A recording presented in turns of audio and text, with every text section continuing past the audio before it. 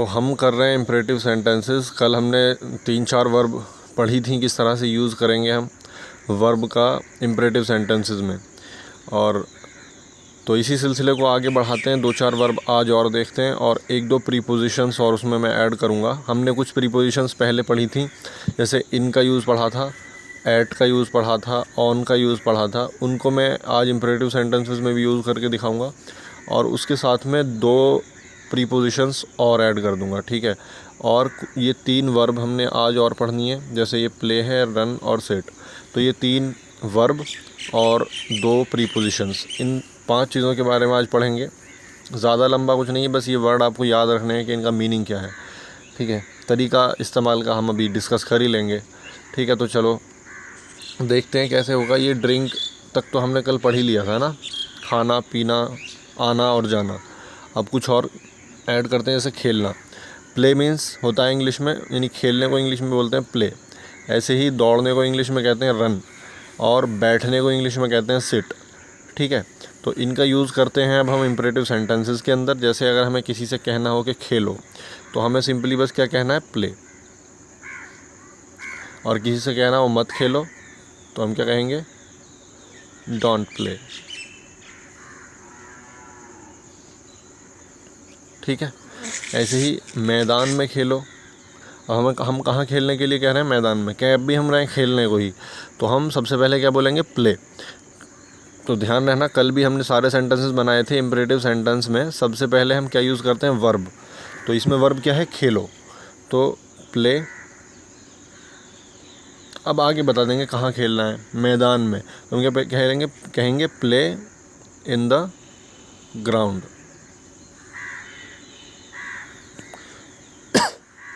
ठीक है। तो यहाँ दा को थोड़ा सा और डिस्कस कर लें। जैसे अगर मैं इसकी जगह यूँ कहूँ कि प्ले इन अ ग्राउंड, तो अब मेरे ख्याल से आप लोगों को ये दोनों चीज़ों में फ़र्क समझ में आता होगा कि प्ले इन द ग्राउंड और प्ले इन अ ग्राउंड में क्या फ़र्क है, ठीक है।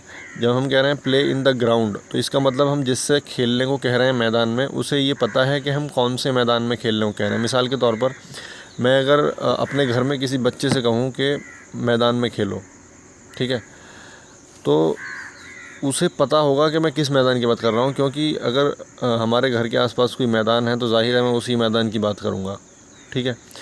लेकिन अगर सामने वाला कोई ऐसा बंदा है जिसको नहीं पता मैं किस मैदान की बात कर रहा हूँ, तो मैं क्या कहूँगा, प्ले इन अ ग्राउंड, यानी किसी भी मैदान में खेलो, ठीक है।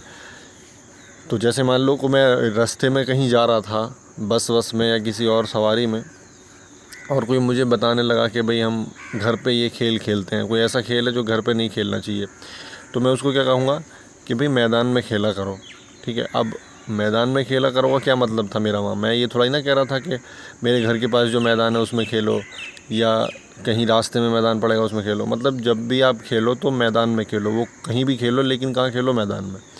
तो ए और दा, ये दा का मतलब होता है कोई ख़ास जगह जिसके बारे में दोनों को पता है, बोलने वाले को भी और बताने वाले को भी। और जब हम ए बोलते हैं तो इसका मतलब है कि कोई भी जो मैदान है उसमें खेलो, जब भी खेलो मैदान में खेलो, ठीक है। चलिए, ये तो खैर बीच में आ गई बात। और अगर हमें मना करना हो मैदान में मत खेलो, तो क्या कहेंगे, don't play in the ground, don't play in the ground. ऐसे ही अगर हमें कहना हो घर में मत खेलो, तो क्या कहेंगे, don't play in the home, ठीक है। तो इनका यूज़ हो रहा है, इनमें सब में प्रीपोजिशंस हम यूज़ कर रहे हैं इन में, जो हमने पहले सीख ली हैं कैसे यूज़ करते हैं, ठीक है। ऐसे ही अब देखो, छत पर मत दौड़ो, तो अब हम कर रहे हैं छत पर की बात, यानी छत के ऊपर। तो डू नॉट रन या डोंट रन, डोंट रन कहाँ, छत पर, ऑन द रूफ, ठीक है। पर है तो ऑन द रूफ, किस चीज़ के अंदर है तो इन, जो भी चीज़ होगी उसमें इन लगा देंगे। अच्छा, यहाँ हम कह रहे हैं तेज़ दौड़ो, तो तेज़ का मतलब रन, रन और फन नहीं, रन, दौड़ने का मतलब रन, ठीक है। और दौड़ना तो हो गया रन, तेज़ दौड़ो तो रन फास्ट, ठीक है। और अगर मना करना हो तेज़ मत दौड़ो तो डोंट रन फास्ट, ठीक है। तो ये तो हमने देखो यहाँ खेलने की कुछ सेंटेंसेस देख लिए, खेलना प्ले और दौड़ना रन। अब बचा हमारा सिट, उसके लिए भी कुछ नीचे सेंटेंसेस लिख रहे हैं। जैसे मैंने यहाँ लिखा है कि बेंच पर बैठो, तो sit on the bench, sit मतलब बैठना, ठीक है, सिट ऑन द बेंच। आगे लिखा है कुर्सी पर मत बैठो, तो don't sit on the chair, ठीक है। तो कुर्सी पे बैठने को देखो यहाँ मैंने गलत लिखा है और जानबूझ के लिखा था, समझ में आ रही है गलती। देखो ये ऑन जो है यहाँ हम ऑन लिखेंगे नहीं, जब हम कुर्सी पर बैठने की बात करते हैं तो हम क्या बोलते हैं, सिट इन द चेयर। ये इन ऑन के यूज़ में मैंने बताया था तुम लोगों को, ठीक है। तो यहाँ हम ऑन नहीं बोलेंगे, ये गलत हो जाएगा, sit don't sit in the chair, ठीक है। तो अगर ये तो होता है जब हम बोलते हैं ना don't sit in the chair, इसका मतलब कुर्सी पर मत बैठो। इसका ये मतलब होता है कि कुर्सी पर जिस तरह बैठा जाता है ना, कुर्सी जो बिछाई जाती है फिर उसमें जो बैठने की जगह होती है उस पर जब आदमी बैठता है तो उसको बोलते हैं सिट इन द चेयर, ठीक है, कुर्सी पर बैठना। लेकिन अगर कोई कुर्सी के ऊपर वाले हिस्से पे बैठे चढ़ के, तो उसको हम सिट ऑन द चेयर ही बोलेंगे, ठीक है। अब वो कुर्सी में नहीं बैठा है, अब वो कुर्सी के ऊपर ही चढ़ के बैठा है, आ रही समझ में। तो दोनों बोले जा सकते हैं लेकिन दोनों का मतलब बिल्कुल अलग है। सिट ऑन द चेयर का मतलब होगा कोई आदमी कुर्सी पर उस तरह नहीं बैठा जिस तरह बैठा जाता है, या तो कुर्सी के ऊपर बैठा है ना, या ऐसा है कि कुर्सी उल्टी करके बैठा है, ठीक है। तो कुर्सी की पोजीशन में नहीं बैठा वो, जिस तरह कुर्सी में बैठा जाता है। जब आदमी कुर्सी पे बैठता है तो कुर्सी के अंदर ही बैठा होता है असल में वो, इसलिए उसको हम बोलते हैं सिट इन द चेयर, ठीक है। और खैर इस बारे में हम पहले भी डिस्कस कर चुके हैं, तो छोड़ते हैं, आगे चलते हैं। ऐसे ही दरवाजे पर मत बैठो। अब दरवाजे पर बैठने का क्या मतलब होता है, आदमी दरवाजे के ऊपर चढ़ के थोड़ी ना बैठता है, दरवाजे के जो दरवाजे का फ्रेम है वहाँ बैठता है या उसके आसपास कहीं बैठता है। तो ऐसी जगह पर हम क्या यूज़ करते हैं, एट, ठीक है। तो डू नॉट सिट या don't sit at the door, ठीक है, दरवाजे पर मत बैठो। तो ये कुछ प्रीपोजिशंस हमने यूज़ कर ली। अब क्या करते हैं, दो हमारे पास प्रीपोजिशंस और हैं नई जिनको आज हम सीखेंगे, उनको यूज़ करना सीख लेते हैं उन्हीं वर्ब की हेल्प से जो हमने अब तक पढ़ ली हैं, ठीक है। तो 4 वर्ब हमने कल पढ़ी थी, 3 आज पढ़ ली। तो देखो हमने कल एक सेंटेंस बनाया था, जाओ, जाओ मतलब गो, और वहाँ जाओ तो गो देयर। लेकिन हमें किसी से कहना हो कि यहाँ से जाओ, तो ये जो वर्ड है ना से, जब हम किसी एक जगह से किसी को कह रहे हो कि यहाँ से जाओ, तो ऐसे वर्ड के लिए यानी से के लिए यहाँ पर हम क्या यूज़ करेंगे, फ्रॉम, ठीक है। तो जैसे हमें यहाँ बोलना है, पहले हम इसको देख लेते हैं कैसे होता है सब कुछ। देखो से को बोलते हैं हम फ्रॉम, ठीक है। मगर कौन से को, जब आने जाने की बात हो गई है ना, ऐसे नहीं जैसे मैं कहूँ चाकू से, तो वो वाला से अलग है, उसको कभी और पढ़ेंगे हम। यहाँ चाकू से की बात नहीं हो रही है, या चाकू से काटो, तो ये वाला से में नहीं। जब हम बात कर रहे हैं एक जगह से दूसरी जगह जाने की, वहाँ जैसे दिल्ली से, हापुड़ से, यहाँ से इस तरह से, तो उसमें हम फ्रॉम का यूज़ करते हैं। जैसे मैं कहूँ यहाँ से, तो यहाँ से को इंग्लिश में मैं बोलूँगा फ्रॉम पहले बोलूँगा और हेयर उसके बाद में बोलूँगा, ठीक है। जैसे हम बोलते हैं कमरे में, तो हम क्या पहले बोलते हैं, इन पहले बोलते हैं और द रूम बाद में, ऐसे ही ये है। यहाँ से को क्या बोलेंगे, फ्रॉम हेयर, और यहाँ से जाओ क्या हो जाएगा, गो फ्रॉम हेयर। आ गई बात समझ। तो इस तरह से सेंटेंस बन जाएगा, यहाँ से जाओ, गो फ्रॉम हेयर। और अगर मैं बोल रहा हूँ यहाँ से मत जाओ, तो do not go from here या डोंट गो फ्रॉम हेयर। ऐसे ही अगर हमें किसी को बुलाना हो कि वहाँ से आओ, तो चाहे आ रहे हैं जा रहे हैं, काम तो हो रहा है एक जगह से दूसरी जगह आने जाने का ही ना। तो ऐसी जगह जब से हम बोलते हैं तो उसमें हम क्या यूज़ करते हैं, फ्रॉम। तो यहाँ वहाँ से आओ, अब क्या कहेंगे हम, कम, आओ कहाँ से, वहाँ से, फ्रॉम देयर।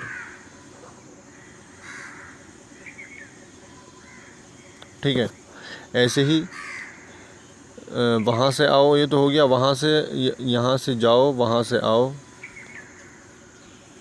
चलो भाई इतना ही काफ़ी है।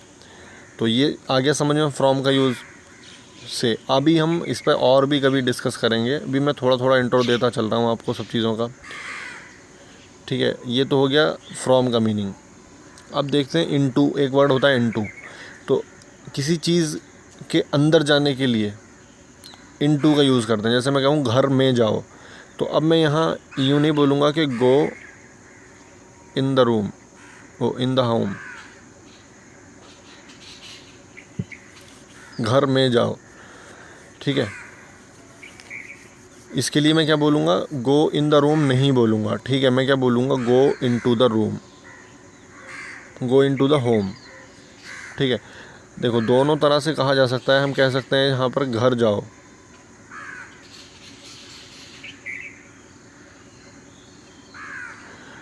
ठीक है, घर जाओ। तो घर जाओ को इंग्लिश में क्या बोलेंगे, गो होम।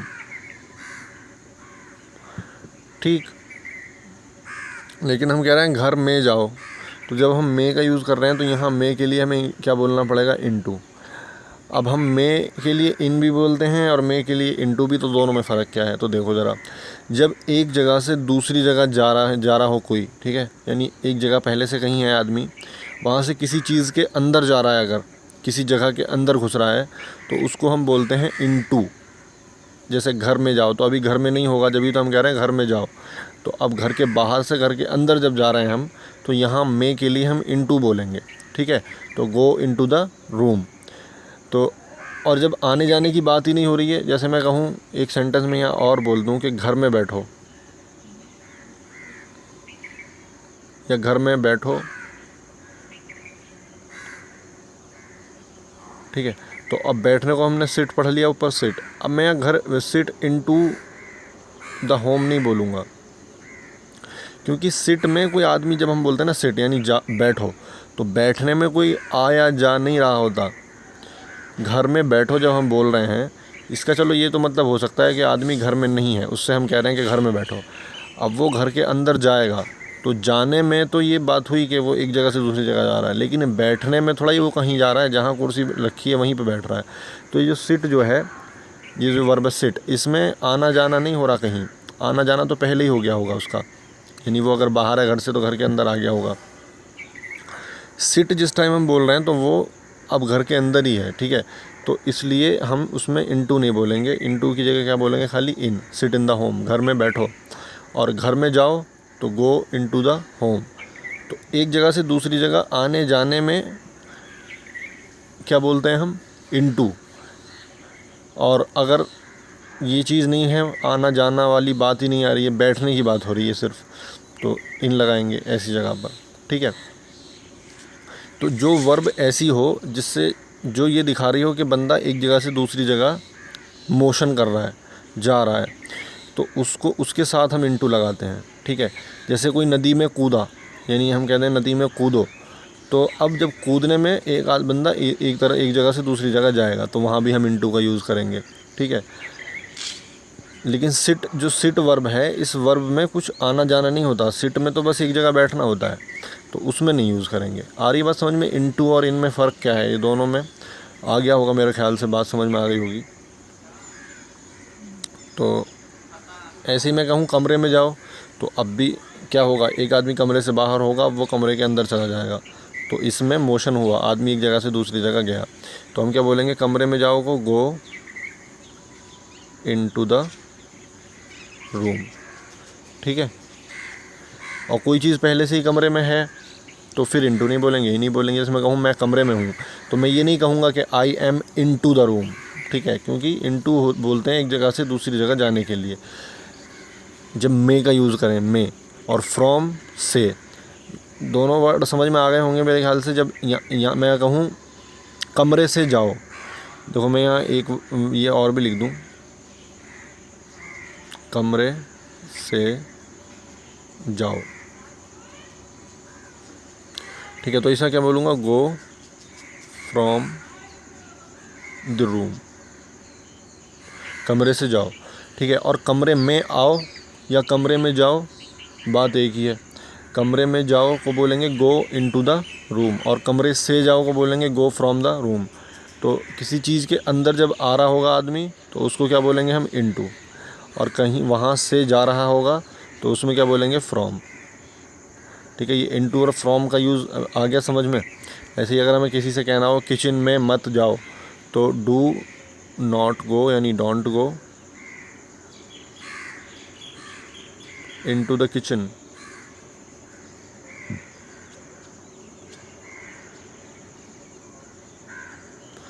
ठीक है।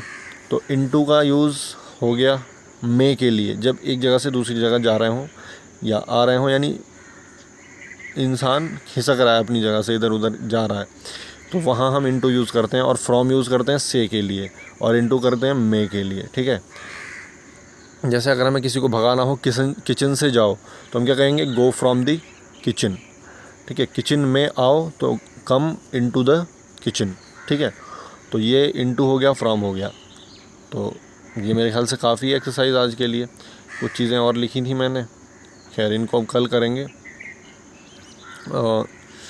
तो ये 3 वर्ब हो गई और ये 2 प्रीपोजिशंस हो गई, ठीक है। तो इनकी प्रैक्टिस करिए, इन वर्ब्स की। 3 वर्ब आज हो गई हैं, कल 4 वर्ब हुई थी। ये सारी वर्ब आना जाना, खाना पीना, खेलना, दौड़ना, बैठना, ये कुछ पढ़ लिया हमने इतना। इन सारी चीज़ों को अब यूज़ करना सीखो अपने आप से। ऐसे छोटे छोटे सेंटेंस बनाना।